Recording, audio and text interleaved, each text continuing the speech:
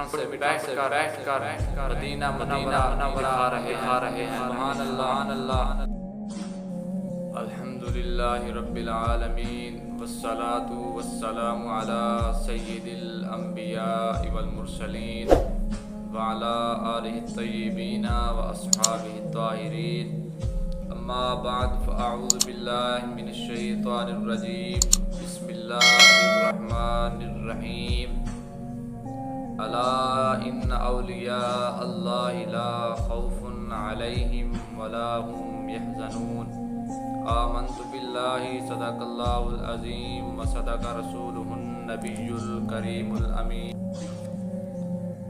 ناظرین، الا ان اولیاء اللہ لا خوف علیہم ولا هم يحزنون۔ اللہ کے ولی جو ہوتے ہیں وہ اللہ کے بہت قریب ہوتے ہیں، لا خوف ہوتے ہیں، اسی کو کوئی ڈر نہیں ہوتا، جو چاہیں کر سکتے ہیں۔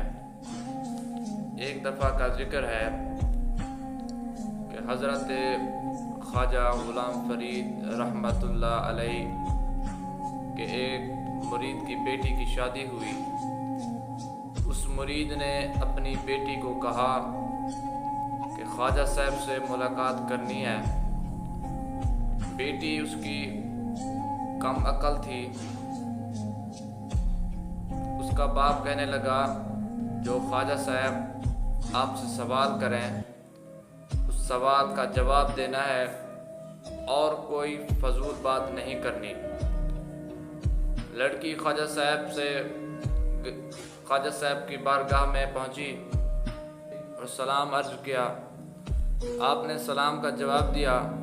لڑکی پوچھنے لگی کہ آپ کا کیا حال ہے؟ خواجہ صاحب فرمایا میں ٹھیک ہوں۔ پھر خواجہ صاحب نے پوچھا بیٹی تمہارے باپ کا کیا حال ہے؟ لڑکی بولی حضور وہ ٹھیک ہے۔ لڑکی کم عقل تھی، وہ بھی خواجہ صاحب سے کہنے لگی کہ آپ کے والد کا کیا حال ہے؟ خواجہ صاحب نے فرمایا الحمدللہ میرا والد بھی ٹھیک ہے۔ اور خواجہ صاحب نے پوچھا تمہاری شادی خیرت سے ہو گئی ہے؟ لڑکی بولی جی سائیں میری شادی خیرت سے ہو گئی ہے، اور آپ کی بھی شادی خیرت سے ہو گئی ہے؟ خواجہ صاحب نے فرمایا جی ہاں ہماری شادی بھی خیرت سے ہو گئی ہے۔ تھوڑی دیر گزری تو خواجہ صاحب نے پوچھا کہ تمہارے دولہے کا کیا حال ہے؟ لڑکی بولی جی سائیں میرا دولہا ٹھیک ہے، اور آپ کے دولہے کا کیا حال ہے؟ آپ نے فرمایا جی الحمدللہ میرا دولہا بھی ٹھیک ہے۔ پھر تھوڑی دیر بعد حضرت خواجہ غلام فرید نے لڑکی سے فرمایا کبھی اپنا دولہا دکھاؤ۔ لڑکی بولی جی سائیں میں اگلی بار دولہے کو آپ کی بارگاہ میں لے آؤں گی۔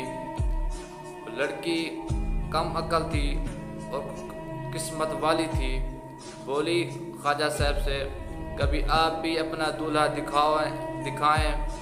لڑکی نے یہ بات کہی اور خواجہ صاحب رحمت اللہ کی کہنے لگی خواجہ صاحب کبھی آپ بھی اپنا دولہا دکھائیں۔ جب لڑکی نے یہ بات کہی تو خواجہ صاحب رحمت اللہ علیہ وجد میں آ گئے اور فرمایا تم میرا دولہا دیکھنا ہے؟ وہ لڑکی بولی جی سہیں۔